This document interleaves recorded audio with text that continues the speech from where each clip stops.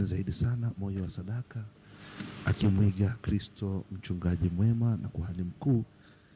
kama ambavyo homilia imemwasa.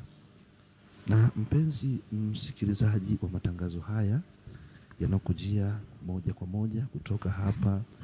Jimbo Kuu Katoliki la Tabora, na wewe unayetupata pia kupitia radio sauti hapo Chuo Kikuu cha Mtakatifu Agustino Mwanza Nyegezi hapo Malimbe, basi endelea kutufuatilia moja kwa moja kutoka hapa Tabora. Lakini pia matangazo haya yanakufikia kupitia mitandao yetu ya kijamii, ukurasa wetu wa Facebook Radio Maria Tanzania, lakini pia kule YouTube. Matangazo haya utaendelea kuyapokea moja kwa moja kutoka hapa Tabora. Basi maaskofu wanapoendelea kumwekea mikono, basi askofu mteule msaidizi, sisi waamini tupo kimya kuendelea kumwombea na kumsihi Mungu Roho Mtakatifu amjaze mapaji yake ili aweze kulichunga kundi hili ambalo Kristo mchungaji mwema anamkabidhi siku hii ya leo, tunapoadhimisha Dominika hii ya 6 katika kipindi hiki cha Pasaka. Na katika homilia hiyo Mwadhama Protas Kardinali Rugambwa amewasihi wanatabora kumpokea, kumheshimu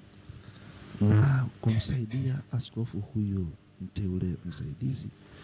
katika utumishi wake, na wanaomweka wakfu katika daraja hii takatifu ya waskofu ni askofu mkuu wa Jimbo Kuu la Tabora Mwadhama Protas Kardinali Rugambwa, lakini kwa ushahidi wa aliyekuwa askofu mkuu wa Jimbo Kuu Katoliki la Tabora Mhashamu Paul Ruzoka, askofu mstaafu wa Jimbo Kuu Katoliki la Tabora, lakini pia atahusika askofu Nzigilwa katika tendo hili la kumweka wakfu askofu huyu mteule msaidizi wa Jimbo Kuu Katoliki la Tabora. Endelea kutufuatilia moja kwa moja kutoka hapa Tabora, na kinachoendelea sasa ni hilo tendo la kumwekea mikono na kumwombea paji la Roho Mtakatifu askofu msaidizi Josephat Jackson Bududu, ambaye kama ambavyo tulijulishwa hapo jana kwamba yeye ni padri wa Jimbo Kuu Katoliki la Tabora, na kwa wasifu wake tu ni kwamba alizaliwa tarehe 26 mwezi wa 3 mwaka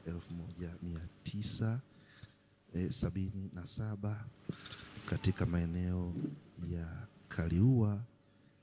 hapa mkoani Tabora, akiwa na wazazi wake baba Jackson Lihagati na mama Koleta Luhaga, na alipata elimu yake ya msingi katika